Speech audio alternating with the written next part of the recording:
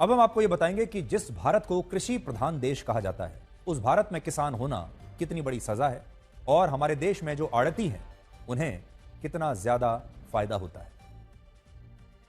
Reserve bank of India की एक नई रिपोर्ट के मुताबिक भारत में किसानों की फसलों का असली लाभ किसानों को नहीं बल्कि आड़ती और व्यापारियों को मिलता है।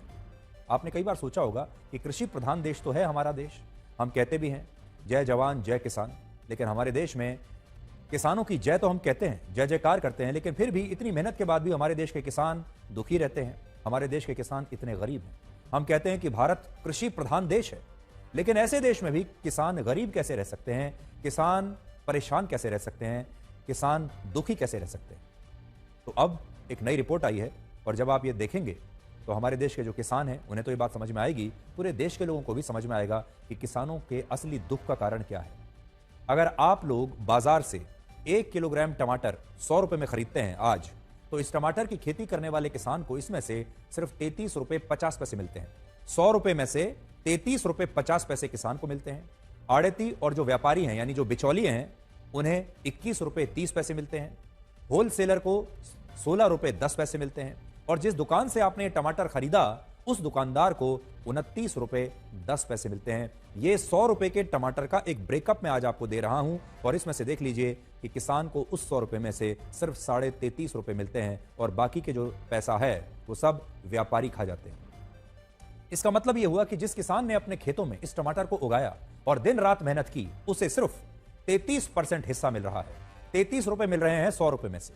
लेकिन जिस आड़ती ने मंडियों में किसानों से उनकी फसल खरीदकर व्यापारियों को आगे बेचा, उसे सिर्फ यह काम करने के लिए 100 में से 21 रुपए मिले। और जबकि आपके इलाके में दुकानों पर इस टमाटर को बेचने वाले दुकानदार को इसी टमाटर से 29 रुपए का फायदा हुआ।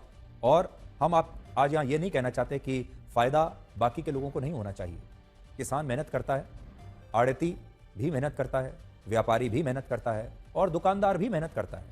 आड़ती उसे आगे बेचता है, व्यापारी उसे एक जगह से दूसरी जगह, उसका ट्रांसपोर्टेशन का भी खर्चा आता है, उसके स्टोरेज का भी खर्चा आता है, दुकानदार जब उसे खरीद कर लाता है अपनी दुकान में रखता है उसका भी खर्चा आता है और इन सब ने अपनी मेहनत भी की है। हम यहाँ ये बिल्कुल नहीं कह रहे कि व्यापारी को फायदा नहीं होना चाहिए, मुनाफा नहीं होना चाहिए, आड़ती को नहीं होना चाहिए या दुकानदार को नहीं होना चाहिए। लेकिन क्या आपको लगता है कि किसान का हिस्सा सिर्फ 33% का बचता है? किसान जब ये सब्जियां उगाता है, ये आपके लिए फल उगाता है, बाकी की चीजें, खाने की चीजें आपके लिए उगाता है, क्या उसका जो हिस्सा है वो ज्यादा नहीं होना चाहिए? प्याज की खेती करने वाले किसानों को इसके अंतिम मूल्य का सिर्फ 36.1% हिस्सा मिलता है। टमाटर तो मैंने बता दिया, अब प्याज देख लीजिए। प्याज में 36% हिस्सा किसानों को मिलता है, आड़तियों को 17.5%, होलसेलर को 15% और खुदरा व्यापारी को 31.3% हिस्सा मिलता है। और यही कहानी आलू की भी है। आलू की खेती करने वाले किसानों को इसके अंतिम मूल्य का 36.7%, आड़तियों को 16.2%, थोक व्यापारी को 16% और खुदरा व्यापारी को 31% हिस्सा मिलता है। और इससे आपको यह पता चलता है कि जो किसान इन फसलों के असली मालिक हैं, जिनके खून पसीने की मेहनत से ये फसलें उगाई जाती हैं, उन्हें इसका सबसे कम लाभ मिल रहा है, जबकि आड़ती और व्यापारी इन्हीं फसलों को बेचकर खूब पैसा कमा रहे हैं। और यहां बात सिर्फ आलू, प्याज और टमाटर की नहीं है। अलग अलग फलों में भी किसानों से ज्यादा लाभ आड़तियों को होता है और मंडियों में बैठे बड़े बड़े व्यापारियों को होता है। भारत के किसान जो फल दूसरे देशों में बेच रहे हैं, दूसरे देशों में भेज रहे हैं, उसमें भी किसानों के साथ अन्याय हो रहा है। उदाहरण के लिए भारत के किसान मंडियों में 1 किलोग्राम अंगूर 45 रुपए के हिसाब से बेचते हैं, तो नेदरलैंड्स के पोर्ट पर पहुंचते पहुंचते ये 138 रुपए 50 पैसे के हो जाते हैं। और बाद में यूरोप के देशों में यही 1 किलो अंगूर दुकानों पर 256 रुपए में बिकते हैं। लेकिन भारत के किसान को इस अंगूर के लिए भी सिर्फ 45 रुपए मिलते हैं। इससे आप अंदाजा लगाइए कि भारत के किसानों के साथ कितना बड़ा अन्याय हो रहा है। और ये आज जो हम रिपोर्ट दिखा रहे हैं आपको, ये हम अपने देश के किसानों के लिए दिखा रहे हैं, किसानों के परिवारों के लिए दिखा रहे हैं। हम सिर्फ इतना कहना चाहते हैं, मुनाफा तो सबको ही कमाना चाहिए, क्योंकि सब लोग काम कर रहे हैं तो मुनाफे के लिए ही कर रहे हैं। लेकिन इसमें सबसे बड़ा मुनाफा होना चाहिए किसानों का। कुछ वर्ष पहले तक जब एक किसान ने टीवी पर यह देखा कि आईपीएल के क्रिकेट के खिलाड़ियों की बोली लगाई जा रही है, खिलाड़ी करोड़ों रुपए में बिक रहे हैं, तो उस किसान ने कहा था कि काश किसानों की फसलों का भी कोई आईपीएल होता, तो फसलों को बेचकर आड़ती और व्यापारियों से ज्यादा किसान खुश हो जाते।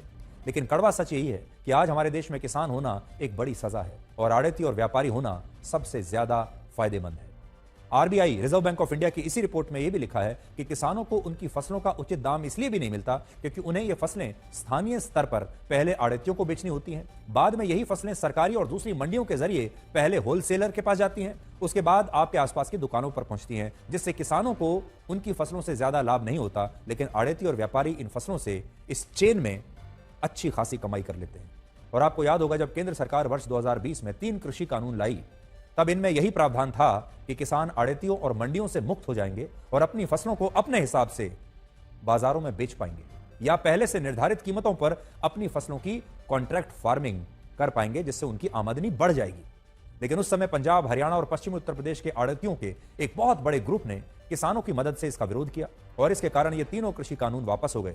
लेकिन अब पता चल रहा है कि इन कानूनों के रद्द होने से आड़तियों को तो बहुत फायदा हुआ, लेकिन किसानों को आज भी उनकी फसल की सही कीमत नहीं मिल रही और सारा फायदा आड़ती और बड़े बड़े व्यापारियों को आज भी हो रहा है। तो हम कृषि प्रधान देश तो हैं, लेकिन हम आड़तियों के लिए हैं, व्यापारियों के लिए।